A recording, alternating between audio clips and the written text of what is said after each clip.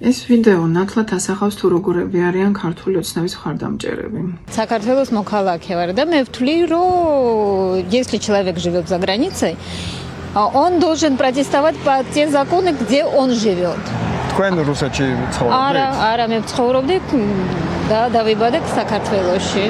და მე ვთვლი, რომ არ არის სწორი, რომ ვინც არის ემიგრაციაში, უნდა უკარნახოს იქიდან, ჩვენ როგორ უნდა ვიცხოვროთ. თავად აზრს ვერ აყალიბებს ქართულად ოკუპანტის ენაზე გვესაუბრება, მაგრამ ჩვენ ქართულ ემიგრანტებს ხმის მიცემის უფლებას გვართმევს.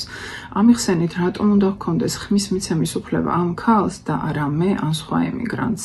ეს ქალი სვამს კითხვას. ვინც წავიდა საქართველოსთვის რა გააკეთაო?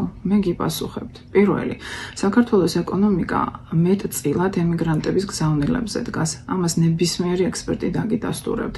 მეორე, საქართველოს მოსახლეობის დიდი ნაწილი ემიგრანტების გამოგზავნილი თანხების საშუალებით არსებობს. აბა რა ჰქონია ამ ქალს მოხუცებს 350 ლარი ყოფნით პენსიად? სანამ ემიგრანტებზე ცუდის თქმას დააპირებთ, გახსოვდეთ, რომ ჩვენ იძულებით ვართ მოწყვეტილი სამშობლოს.